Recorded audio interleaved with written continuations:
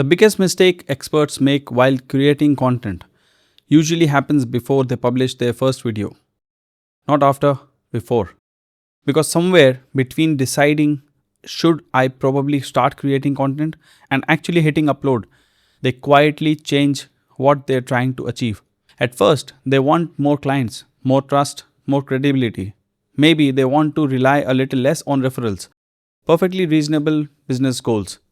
Then the first video goes live, and suddenly the conversation changes. Only 400 views? Why didn't this one perform? Maybe the algorithm didn't like it. It's strange when you think about it. Nothing about the business changed, only the scorecard did. Imagine two videos. One gets 700 views, 3 people book calls, one becomes a long term client. The other video gets 5 lakh views. People share it, comment on it, forget it. No inquiries, no conversations, no business. Which video won? Most platforms would celebrate the second one. Most businesses should celebrate the first. And I don't think enough experts realize those are the two completely different games. If we haven't met before, I'm Yuvan Atre, a video content strategist. I help experts turn their knowledge into authority through strategic video content systems. I've been thinking about something lately. I don't believe experts actually want views. That sounds ridiculous at first. Of course, people want views. I wanted views too when I started. I checked analytics far more often than I'd like to admit. Every little spike felt important. Every slow video felt like a failure. Because every time I asked an expert why they wanted to create content, the answer was almost never, I want a million subscribers.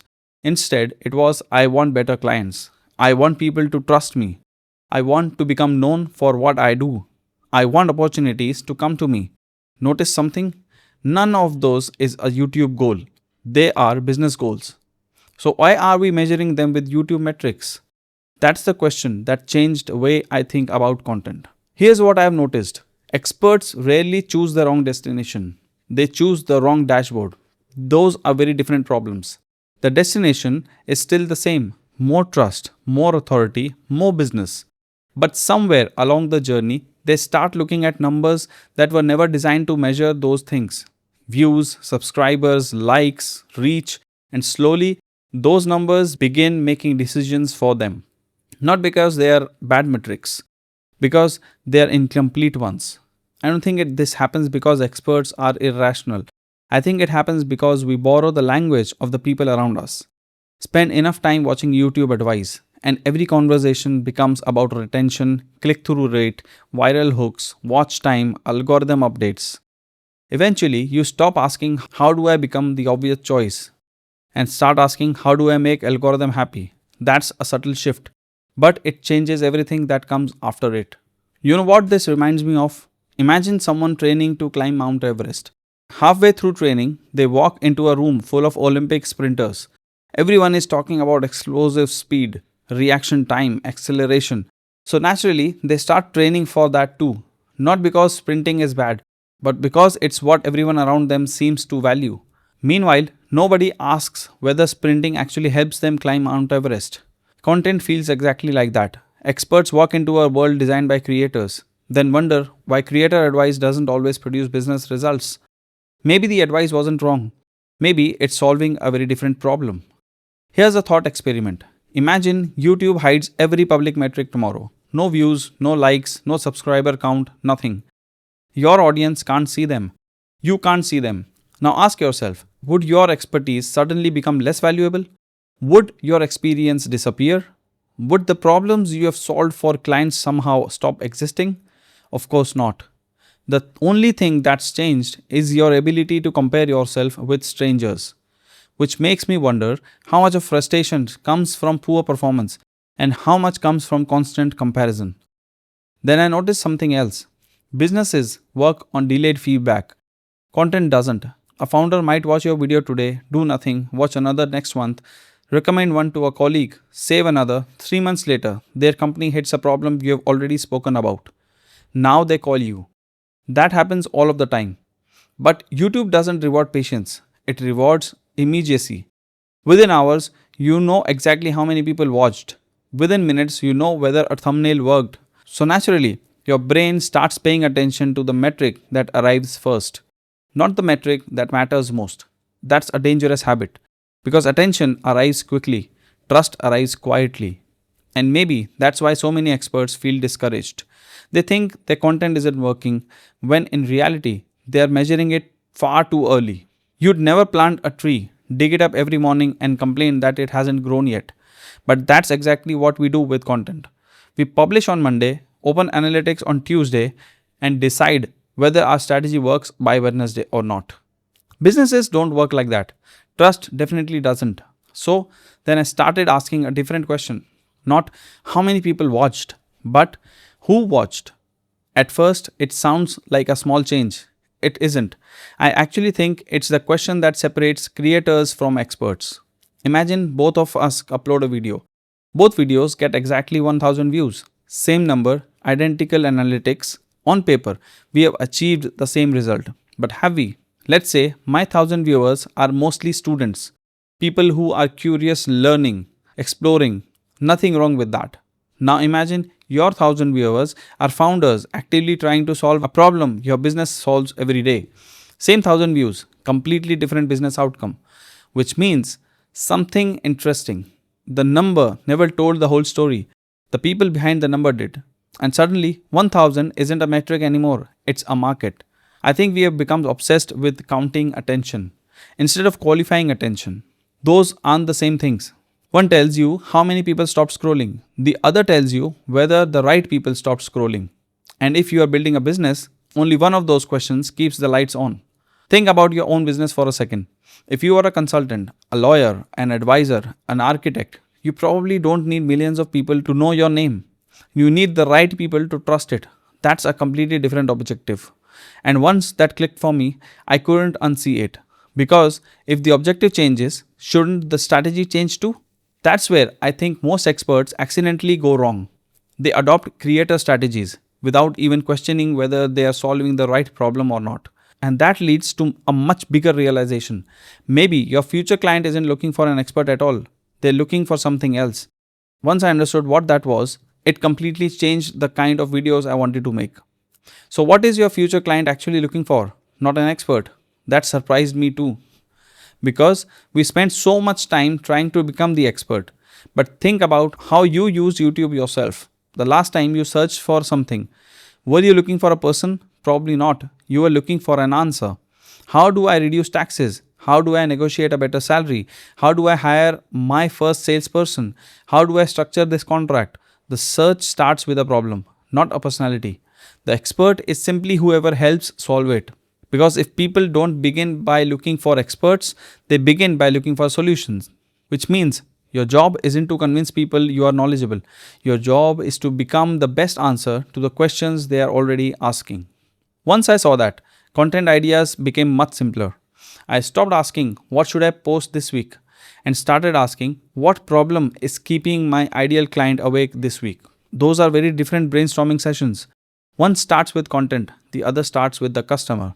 Guess which one usually produces better results? Let's imagine two consultants. The first uploads a video called 10 business tips every entrepreneur should know. Nothing wrong with it. It's broad, it might even get decent views. Now compare that with 3 mistakes founders make before raising their first funding round. Immediately, the audience becomes smaller, but something else happens. It becomes sharper. You are now speaking to someone at a very specific stage of a very specific journey. You're no longer attracting attention, you're attracting relevance. And relevance is far more valuable because relevance makes people feel like this was made for me. That's a feeling you can't manufacture with better editing. Experts are terrified of becoming too specific. They say, if I narrow my content, won't fewer people watch? Probably that's almost guaranteed. But here's the better question. Would you rather have 50 people who need your expertise or 50,000 people who simply enjoyed your content? Those are not equal outcomes. One grows your business, the other grows a dashboard. This is where I think the internet has confused us. It celebrates scale. Business celebrates fit. Those are different currencies. And this leads to another misconception I hear constantly. If I explain too much for free, why would anyone hire me? I used to wonder about that too. Then I started looking at my own decisions. I've never hired someone because they protected information. I've hired them because they demonstrated judgment. There's a huge difference. Information tells me what, judgment tells me why. That's what experts actually get paid for, not information, judgment. Information has already become incredibly cheap. Open Google, open ChatGPT, open YouTube. Within seconds, you'll have more information than you can consume. So, if information is everywhere, why do experts still exist? Because information doesn't make decisions, people do. And when the decisions matter, they don't want more information, they want confidence. They want someone who has been there before, someone who can see what they can't. That's what expertise really is. Not knowing more, seeing more. Think about visiting a good doctor. The doctor explains what's happening, why it's happening, what your options are. They don't become less valuable because they explained it. Quite the opposite. You leave thinking, this person understands my situation. Your confidence grows. Not because they withheld their knowledge, but because they demonstrated it. Content should work exactly the same way. Every video should leave someone thinking, this person sees the problem more clearly than I do. That's trust. And trust isn't built by telling people you are experienced, it's built by showing them how you think. That's why case studies work, frameworks work, breakdowns work. They're not impressive because they're complex. They're powerful because they reveal your decision making. Clients aren't buying your ability to define a concept, they're buying your ability to navigate uncertainty. That's a completely different skill. Somewhere along the way, I stopped asking, will people watch this? And started asking, will the right person make a better decision after watching this? That question changed almost everything. Because if someone finishes a video thinking more clearly than when they started, they're already beginning to trust you. That's when I finally had a name for the philosophy I had been following without realizing it. Value over viral. Not because viral is bad. Going viral is great. If it happens, take it, celebrate it. But don't build your strategy around an outcome you don't control. Build it around value. Because value compounds whether a video gets 700 views or 7,000. Every useful video becomes another proof point, another conversation, another reason someone remembers you. Most experts think they are in the content business. They are not. They are in the trust business. Content is just a delivery system. That's all it is. The same way a plane delivers people. The destination was never the plane.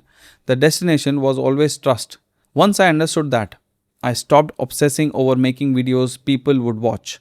I became obsessed with making videos that helped people make decisions. Because that's the moment that matters. Your future client isn't trying to decide whether you are entertaining.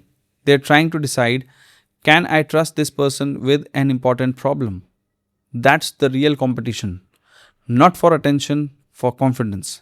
Which brings me to the sentence that changed the way I look at content. Creators optimize for algorithms.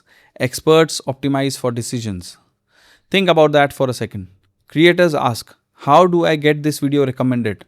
Experts should ask, how do I help the right person make the decision to trust me? Those are completely different optimization problems. One is about distribution, the other is about reputation.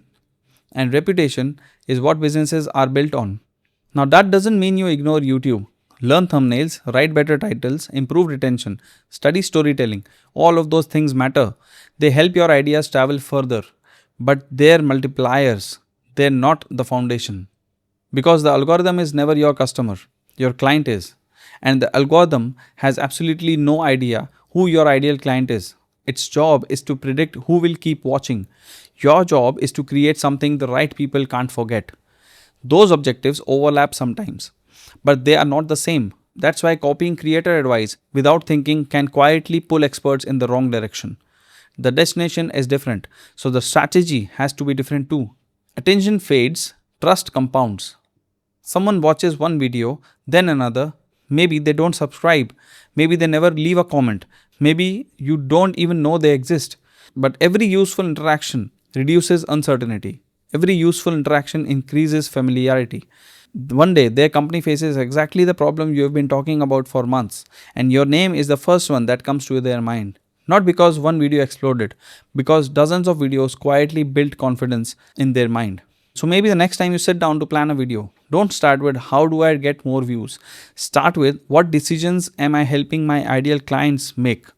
Because if you consistently help people make better decisions, the right people will eventually make one more, the decision to work with you. And that's worth far more than winning a week of analytics. The internet rewards attention, your market rewards trust. Choose carefully which game you are playing.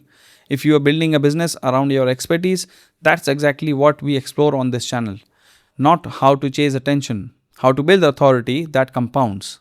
If that sounds valuable to you, I'd love to have you here next week. See you in the next one.